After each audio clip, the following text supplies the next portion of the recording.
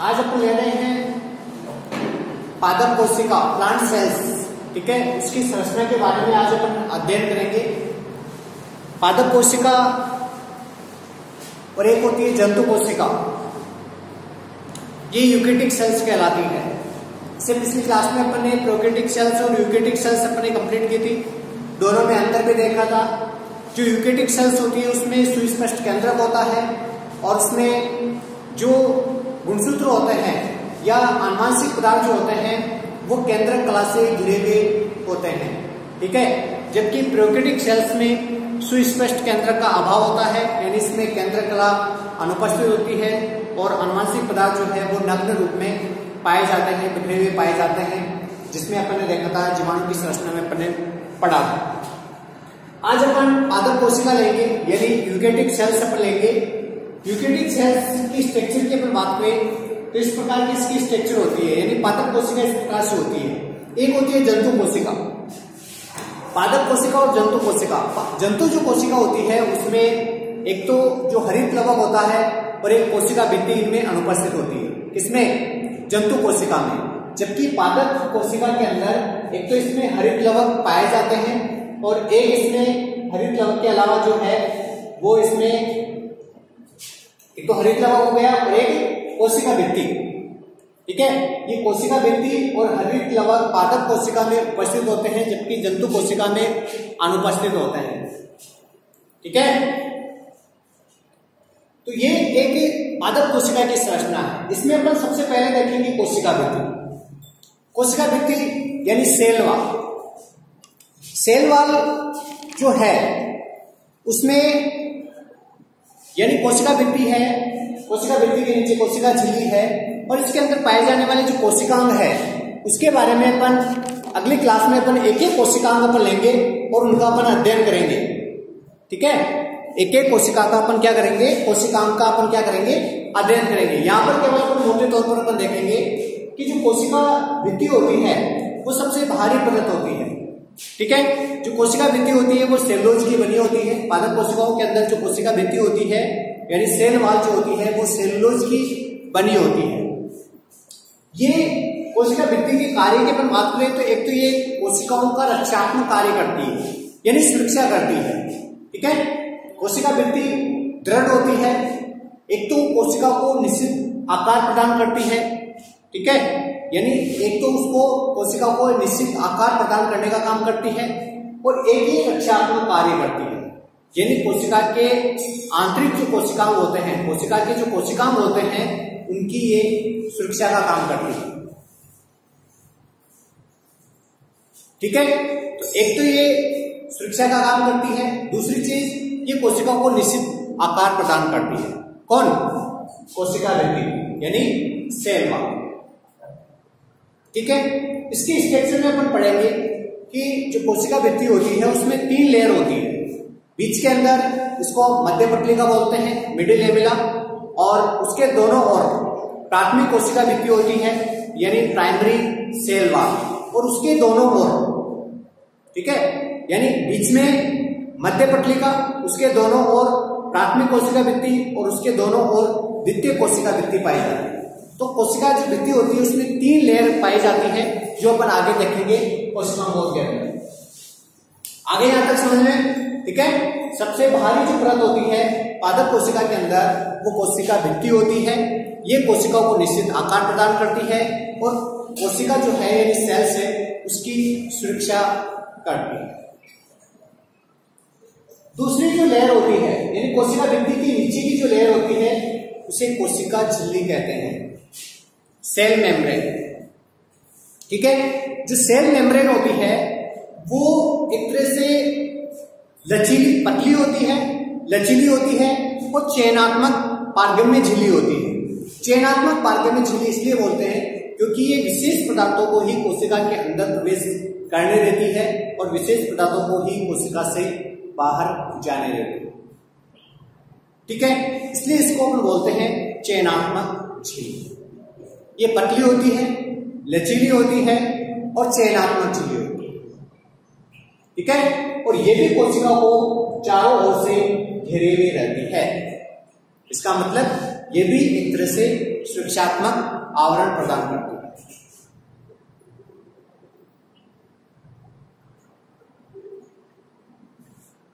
ठीक है, कोशिका झिल्ली जो होती है वो लिपिड अणुओं की दो परतें होती है, यानी लिपिड अणुओं की दो परतों से ये बनी होती है और उसके बीच बीच में प्रोटीन के जो अणु होते हैं वो दसे हुए पाए जाते हैं। यानी लिपिड अणुओं की दोहरी परत पाई जाती है, दो परतें इसके अंदर पाई जाती हैं और इसके बीच में प्रोटीन के जो अणु होते हैं वो दसे हुए होते हैं। वो अपन डिटेल से इसकी कोशिका जो झिल्ली की जो संरचना है वो अपन कोशिकांगों के अंदर देखेंगे। तो दूसरा इसका जो कोशिकांग हो गया वो कोशिका झिल्ली है। कोशिका झिल्ली एक तो कोशिका को निश्चित आकार प्रदान करती है जिससे कोशिका वृद्धि कर रही थी, और दूसरी इसके जो आंतरिक अंग होते हैं यानी जो कोशिकांग होते हैं, ठीक है, ये कोशिकांग कहलाते हैं, जैसे माइटोकॉन्ड्रिया है, कोशिका है, अंतःप्रदेश जालिका है, ठीक है, राइबोसोम्स है, ये कोशिकांग कहलाते हैं। तो इनको सुरक्षा प्रदान करने का काम करते हैं। ठीक है, एक ही चयनात्मक झिल्ली होती है, यानी अर्धपारगम्य तो पुनः अवशोषण उत्सर्जन क्रियाओं का नियंत्रण करती है, यानी कौन से पदार्थ इसके अंदर जाएंगे, विशेष पदार्थ इसके अंदर जाएंगे और कौन से पदार्थ इससे बाहर आएंगे, इसका जो काम है किसका है, कोशिका झिल्ली। ठीक है, यानी विशेष पदार्थों को ही अंदर जाने देती है और विशेष पदार्थों को ही अंदर से बाहर आने देती है। ठीक है, कोशिका वृद्धि की अपन बात करें तो इसमें एक तरल मोजेक मॉडल जो था सिंगर व निकोलसन, सिंगर और निकोलसन ने सन 1972 के अंदर तरल मोजेक मॉडल प्रस्तुत किया था और उसी मॉडल के अनुसार जो है वो जीवद्रव्य जो कला होती है यानी कोशिका झिल्ली जो होती है वो दोहरी परत की बनी होती है, यानी दोहरी परत, उसमें लिपिड अणुओं की दोहरी परत होती है और उसमें जो प्रोटीन के जो अणु होते हैं वो बीच बीच में दसे हुए पाए जाते हैं। ठीक है, उसके बाद में इस कोशिका झिल्ली के अंदर जो तरल पदार्थ होता है उस तरल पदार्थ को बोलते हैं कोशिका द्रव्य। क्या बोलते हैं, लिक्विड जो पदार्थ होता है उस लिक्विड पदार्थ को क्या बोलेंगे, लिक्विड मटेरियल को बोलेंगे साइटोप्लाज्म। क्या बोलेंगे, साइटोप्लाज्म। साइटोप्लाज्म में यानी कोशिका वृद्धि के अंदर संपूर्ण जीवित जो पदार्थ होते हैं इसमें कोशिका द्रव्य और केंद्र, इसमें केंद्र भी मौजूद होता है। ठीक है, यानी संपूर्ण जीवित पदार्थ और केंद्र दोनों को मिलाकर कोशिका द्रव्य या जीव द्रव्य, प्रोटोप्लाज्म जिसको हम बोलते हैं, या कोशिका द्रव्य जिसको साइटोप्लाज्म कहते हैं। इसमें कार्बोहाइड्रेट, प्रोटीन, वसा, अकार्बनिक पदार्थ, इसमें कार्बनिक पदार्थों में जैसे कैल्शियम है, पोटेशियम है, मैग्नीशियम है, आयरन है, सल्फेट है, क्लोराइड, बोरॉन, नियॉन आदि इसके अंदर पाए जाते हैं। ठीक है, यानी सभी जो कोशिकांग होते हैं, ये कोशिका के जो कोशिकांग होते हैं वो इसी कोशिका द्रव्य के अंदर स्थित रहते हैं। ठीक है, अगला हम बात करेंगे माइटोकॉन्ड्रिया। ठीक है, इसको हिंदी में सूत्र कणिका भी बोलते हैं, सूत्र कणिका या माइटोकॉन्ड्रिया। इसकी संरचना भी अपन पढ़ेंगे। ठीक है, कोशिकांग के अंदर माइटोकॉन्ड्रिया का जो मुख्य कार्य होता है वो एटीपी का निर्माण है, यानी एटीपी के रूप में जो ऊर्जा है, ऊर्जा को एटीपी के रूप में उत्पादित करता है। इसलिए इसको माइटोकॉन्ड्रिया को शक्तिगृह, पावर हाउस आदि नामों से जाना जाता है।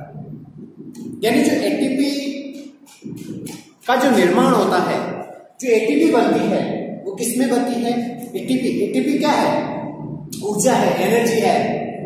ठीक है, और उसका जो निर्माण है किसमें होता है, माइटोकॉन्ड्रिया में होता है। इसलिए इसको माइटोकॉन्ड्रिया को पावर हाउस, शक्तिगृह के नाम से भी जाना जाता है। एक जो माइटोकॉन्ड्रिया होता है उसमें डीएनए, आरएनए और राइबोसोम की उपस्थिति होती है। डीएनए, आरएनए और राइबोसोम इसमें उपस्थित होते हैं। ठीक है, और राइबोसोम की उपस्थिति के कारण ही ये प्रोटीन संश्लेषण का काम भी करता है। यानी राइबोसोम का जो मुख्य कार्य होता है वो है प्रोटीन संश्लेषण। क्या है? प्रोटीन संश्लेषण। इसमें राइबोसोम भी उपस्थित होते हैं, इसलिए इसका कार्य प्रोटीन संश्लेषण का भी है। ठीक है। माइटोकॉन्ड्रिया जो है, यानी एक तरह से बेंडा ने कोशिका के अंदर कण रूपी संरचना उन्होंने देखी थी और उन्हीं को माइटोकॉन्ड्रिया नाम दिया। ये माइटोकॉन्ड्रिया जो है वो कोशिका का दूसरा सबसे बड़ा कोशिकांग है। माइटोकॉन्ड्रिया कोशिका का दूसरा सबसे बड़ा कोशिकांग है। ठीक है। माइटोकॉन्ड्रिया के अंदर लगभग 70% इसमें प्रोटीन होती है, लगभग 25 से 50% इसमें लिपिड यानी वसा पाई जाती है, 1% इसमें आरएनए होता है और 1% से भी कम इसमें क्या पाया जाता है? डीएनए होता है।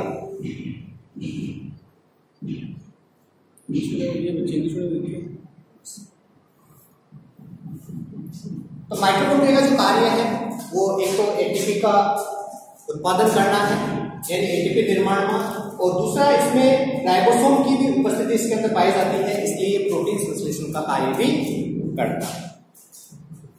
ठीक है। अगला हम बात करेंगे हरित लवक, क्लोरोप्लास्ट। हरित लवक सर्वप्रथम विकल ने 1865 के अंदर लवक नाम दिया था। नील हरित शैवाल कवक जीवाणु को छोड़कर लगभग सभी पादप कोशिकाओं के अंदर जो लवक है वो पाए जाते हैं, हरित लवक इसके अंदर पाए जाते हैं। और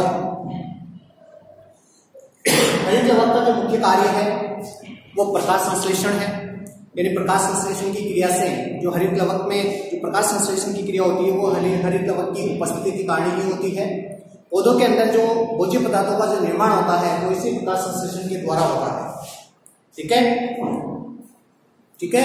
तो इसमें जो हरित लवक जो होता है वो CO2 को स्टार्च के रूप में बदलता है और इसके साथ साथ ये O2 का विमोचन भी करता है।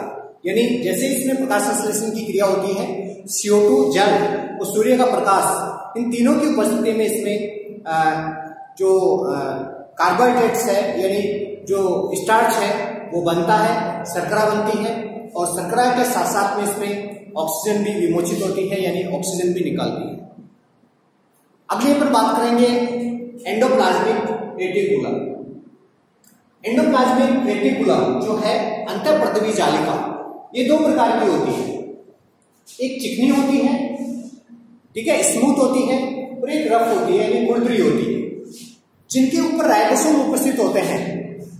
ठीक है। जिन अंतःप्रतवी जालिका के ऊपर राइबोसोम उपस्थित होते हैं वो कौन सी हो जाएगी? रफ हो जाएगी, यानी खुरदरी अंतःप्रतवी जालिका।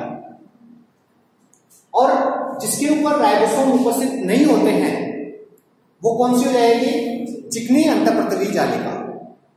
ठीक है, यानी स्मूथ अंतःप्रतवी जालिका। एक तो एटीपी निर्माण हेतु उत्तरदायी होती है, यानी एटीपी निर्माण में ये सहायक होता है।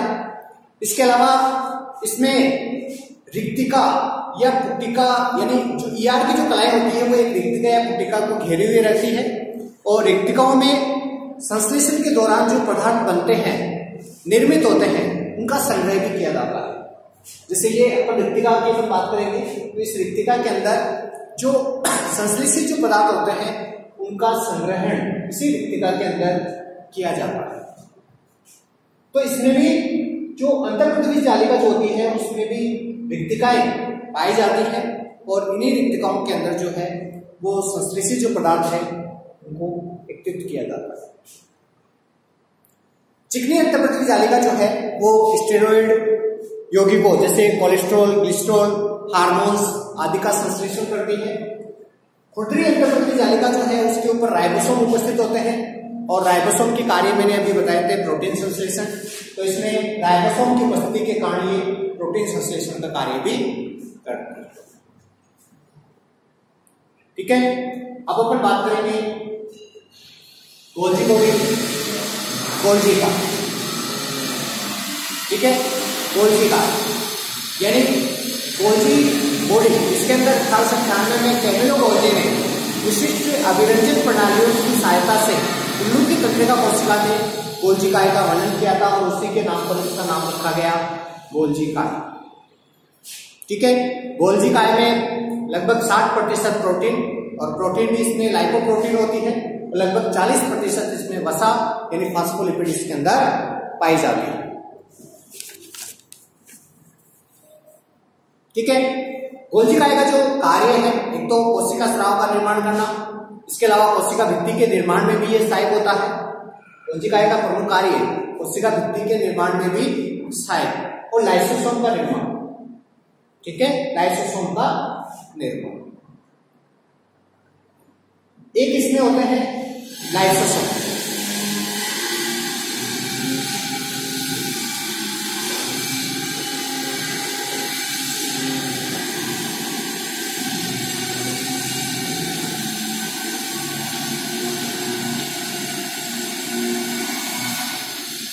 लाइसोसोम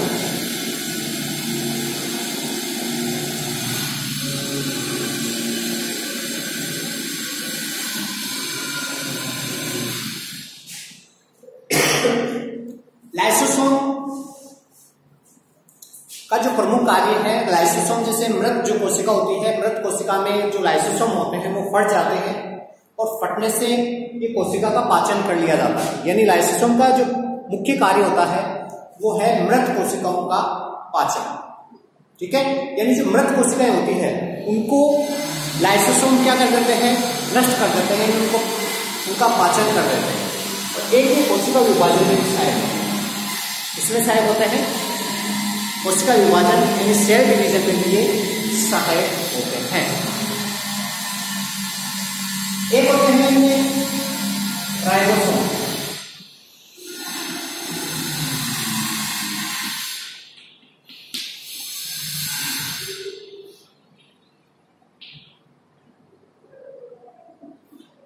राइबोसोम इसका कार्य मैंने आपको बता दिया।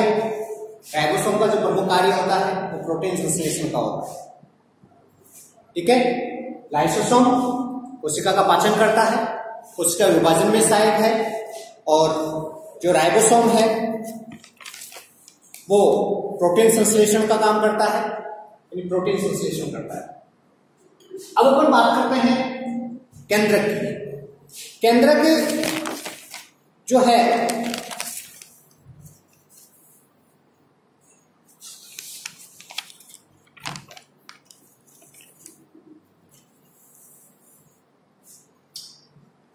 केंद्रक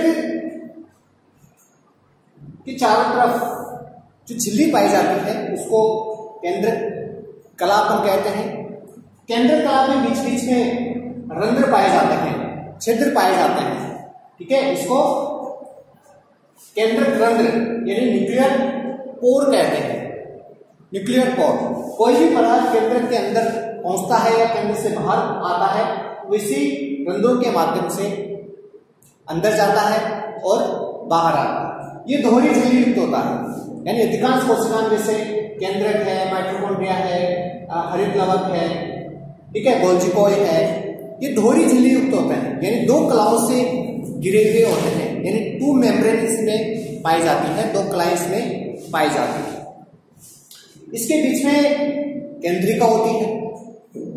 ठीक है, केंद्रक के अंदर भी क्या होती है, केंद्रिका, यानी जिस प्रकार से कोशिका के अंदर एक नियंत्रण कक्ष पाया जाता है यानी केंद्रक होता है, ठीक इसी प्रकार केंद्रक के अंदर भी केंद्रक का जो नियंत्रण है वो केंद्रिका के द्वारा किया जाता है। इसके अंदर भी क्या पाई जाती है, केंद्रिका पाई जाती है, यानी न्यूक्लियोलस पाया जाता है। ठीक है, केंद्र कला से घिरे हुए इसमें क्रोमेटिन जैसे होते हैं, यानी क्रोमेटिन फाइबर इसके अंदर पाए जाते हैं, क्रोमेटिन जैसे या गुणसूत्र इसके अंदर पाए जाते हैं, इसमें केंद्रक के अंदर। ठीक है, तो ये केंद्रक की अगर बात की, केंद्रक के अंदर जो द्रव्य होता है, द्रव भरा होता है, इसको केंद्रक द्रव्य कहते हैं। जिस प्रकार से कोशिका के अंदर जो द्रव होता है, लिक्विड द्रव, उसको कोशिका द्रव बोलते हैं, ठीक इसी प्रकार केंद्रक के अंदर जो द्रव भरा होता है उसको केंद्रक द्रव बोलते हैं। तो एक तो इसमें केंद्रक कला हो जाएगी, ठीक है, केंद्रक द्रव हो जाएगा, केंद्रिका हो जाएगी, और गुणसूत्र जाल हो जाएगा, यानी क्रोमेटिन रिस्ट। ठीक है, केंद्रक की पर बात करें तो एक तो केंद्रक में गुणसूत्रों में डीएनए होता है, यानी डीएनए है, इसका मतलब ये आनुवांशिकता में महत्वपूर्ण भूमिका निभाता है। एक कोशिका की समस्त उपापचय व अन्य क्रियाओं का जो नियंत्रण है वो किसके द्वारा किया जाता है? केंद्रक के द्वारा ही किया जाता है। यानी समस्त कोशिका का जो नियंत्रण है, कंट्रोल, वो किसके द्वारा होता है? केंद्रक के द्वारा। एक भ्रूण के विकास के दौरान, जब भ्रूण का विकास होता है, युग्मनज से जब भ्रूण बनता है, ठीक है, एम्ब्रियो जब बनता है, तो उसके विकास के दौरान यानी उसके डेवलप के दौरान जो है कोशिकाएं विभेदन का नियंत्रण करता है। यानी कोशिकाओं का जो विभेदन होता है, ठीक है, अलग अलग समूह में जो बढ़ती है, उसका विभेदन भी किसके द्वारा किया जाता है? केंद्रक के द्वारा होता है। कोशिका की सामान्य देखरेख और जो रखरखाव है उसका कार्य भी केंद्रक का है। ठीक है, ये एक तरह से अपन पादप कोशिका की अपन ने बात की। इसमें ये कोशिका वृद्धि है, कोशिका झिल्ली है, इसमें बहुत सारे कोशिकाएं हैं। अपन एक एक कोशिकाओं के बारे में, उसकी संरचना, उनके कार्य, उनकी स्ट्रक्चर, वो अपन एक एक करके अगली क्लास में अपन देखेंगे।